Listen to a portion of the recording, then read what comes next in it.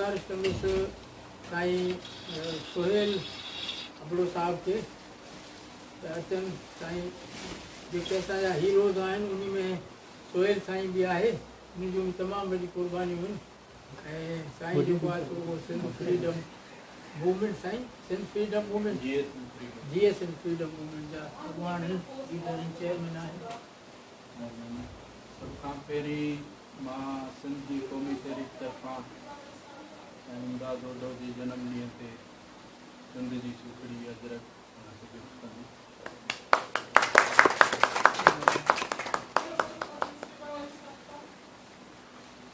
रहबर तुंहिंजी राहुनि ते नज़रुनि खे झुकाए हलियासीं, ता मिटी तुंहिंजे मार्ग जी ता माथे लाइ हलियासीं। के नादान था चवनि त सिंध खे सिंधू देश न चओ, असां दीवाना हिन धरती जा दस्तूर बणाए हलियासीं। मुंहिंजा मानवारा साईं इमदाद ओडो साहब ऐं यूके मां कुंड कुड़च मां आयल मुंहिंजा भाइरो, मुंहिंजी भेनरियूं, अदियूं माइरियूं, नंढा ॿार, जीए सिंधु देश, जीए साईं जी।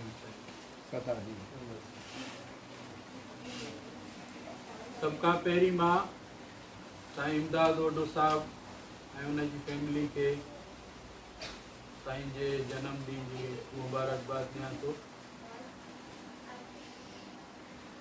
10 अगस्त साईं इमदाद ओडो सां गॾु शहीद बशीर ख़ान जो बि अॼु जनम ॾींहुं आहे। उनजी बि मां समूरी क़ौम खे, हिते सभिनी वेठलनि खे बि मुबारकबाद ॾियां थो। अॼु जो ॾींहुं उन्हनि सिंध जे सर्वेचन, सिंध जे उन्हनि पुटनि जो आहे जंहिं पंहिंजी सॼी उमिरि सिंध जी ख़ुशहाली, सिंध जी आज़ादी लाइ जदोजहद में गुज़ारी। अॼु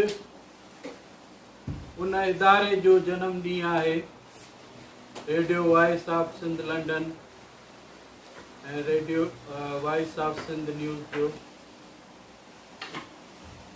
जंहिं मज़लूमनि जो आवाज़ जिते समूरी सिंध में मीडिया ते बैन हुजे, ज़ुल्मनि ख़िलाफ़ जेके थींदड़ ज़्यादतियूं आहिनि उते कंट्रोल्ड मीडिया ते जेकी हुजे, इन खां बावजूद radio voice of Sindh London Sain Imdad ओडो ऐं उनजी टीम जहिड़े नमूने सां सिंध जो केस सॼी दुनिया में पेश करे थी, अॼु उन्हनि खे बि मुबारकबाद ऐं जस ॾियां थो। अॼु साईं पाण त सॼी पंहिंजी लाइफ जी हिस्ट्री ॿुधाए चुको आहे। साईं जूं क़ुर्बानियूं, साईं जा जेके सिंध जी ख़ुशहाली लाइ खजंदड़ कदम हींअर ताईं, या जेके माज़ी में उन मुश्किलातूं सठी सिंध केस जहिड़े नमूने सां पेश कयो आहे या हींअर बि पेश करे पियो, इन ते जस लहे। साईं इमदाद ओडो, मूंखे यादि आहे जॾहिं असां सिंध जी क़ौमी तहरीक जो उते सिंध में का बि अख़बार, का बि चैनल कवरेज न ॾींदो आहे, साईं पंहिंजो क़ौमी फ़र्ज़ु सम्झंदी उनखे जेके आहिनि पंहिंजे प्लेटफॉर्म तां नशर कंदो आहे, जिते सॼी दुनिया बि उन खां वाइफ़ो थींदी आहे, सॼी दुनिया बि स्टैंड वठंदी आहे। अॼु मां इन सां गॾु जेके क़ौमी शहीद आहिनि, जंहिंमें शहीद नज़ीर अब्बासी खां वठी शहीद बशीर ख़ान हुजे, शहीद रूपलो चोलियाणी हुजे, सिराई कुर्बान पावड़ हुजे, नूरुल्ला तुनियो हुजे, या आमिर खावड़ या सजाद मरकंड हुजे, ही जेके असांजा क़ौमी शहीद आहिनि, जंहिंखे अॼु असां यादि कयूं पिया, जंहिंजूं तस्वीरूं पोयां ॾिनल आहिनि, ही कंहिं पंहिंजे ॿनी ॿारे ते या कंहिं कब्ज़े में शहीद न थिया। ही जेके आहिनि वतन जी आज़ादी लाइ, वतन जी ख़ुशहाली लाइ जदोजहद कंदे शहीद थिया। हिननि जो मिशन पंहिंजी क़ौम जी आज़ादी, वतन जी आज़ादी लाइ जदोजहद लाइ हुई।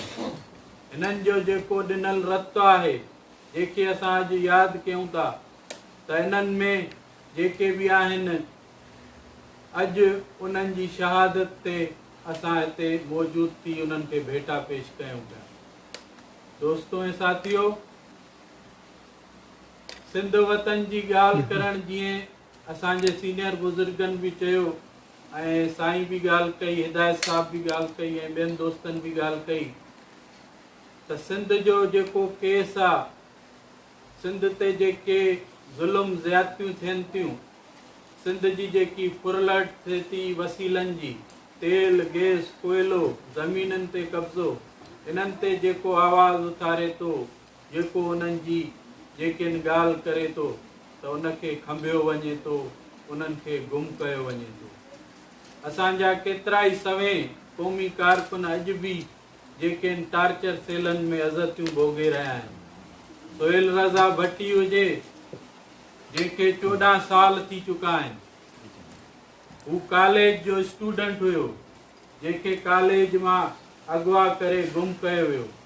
सोहेल रज़ा भट्टी जो ॾोह इहो हुयो जो हुन पंहिंजे वतन जी ॻाल्हि कई, वतन जे ख़ुशहाली जी ॻाल्हि कई, पंहिंजे मारवड़नि जी ॻाल्हि कई, पंहिंजे वतन सां मोहबत जी ॻाल्हि कई, त उनखे खंभे गुम कयो वियो आहे।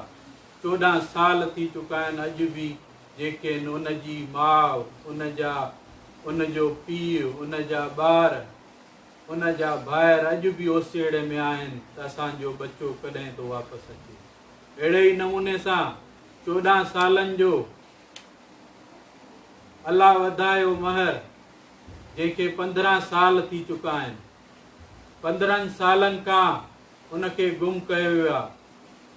उनजी ख़बर ई हींअर ताईं न आहे, उहो जीअरो बि आहे, अलाए उनखे मारे छॾियो अथऊं। अॼु बि उनजी माउ, उनजा बच्चा, उनजा भाइर भेनरियूं प्रेस क्लबनि ते धिका खाइनि थियूं त असांजो नौजवान पुटु कॾहिं वापसि ईंदो। अहिड़े ई नमूने सां फ़कीर एजाज़ गाहो या ॿिया जेके असांजा सवें क़ौमी कारकुन गुम आहिनि, अॼु बि जेके आहिनि उन्हनि जे जेके आहिनि फैमिलियूं इंतज़ार में आहिनि त कॾहिं वापसि था अचनि। अहिड़े ई नमूने जेके ही चिचिरियल लाश ॾियनि था, जेको सिंध जी ॻाल्हि करे थो, वतन जी ॻाल्हि करे थो, उन्हनि खे जेके आहिनि मुज़फ़र भुट्टे वांगुरु अगवा करे, उन्हनि ते सख़्तु तशद्दुद करे, उन्हनि जा चिचिरियल लाश ॾियनि था। ही उहा फाशिस्ट रियासत आहे जंहिं सिराए कुर्बान खावड़, रूपलियो चोलियाणी ऐं नूरुल्ला तुनियो खे जेके आहिनि गोलियुनि सां परूड़ करे उन्हनि जा सिंध खे लाश ॾिना ऐं जेके आहिनि उन्हनि खे ज़िंदा साड़ियो वियो। ही मुसलमानियत जी ॻाल्हि त कनि था, ही पाण खे मुसलमानियत जो चैंपियन चवनि था, पर ही जेके आहिनि ज़िंदा लाशनि खे गोलियूं हणी उन्हनि खे साड़नि था। अॼु उन्हनि शहीदनि खे भेटा ॾियण लाइ हिन प्रोग्राम जी तवसत सां गॾु थिया आहियूं ऐं साईं इमदाद ओढो जी महिरबानी जंहिं असांखे मौक़ो ॾिनो ऐं सिंध जे ॾुखनि सूरनि जे दर्दनि जी हिते बयानु करण जो मौक़ो ॾिनो ऐं सिंध जी क़ौमी तहरीक जे शहीदनि जो केस पेश करण जो मौक़ो ॾिनो। साईं जी वॾी महिरबानी। जी सिंध।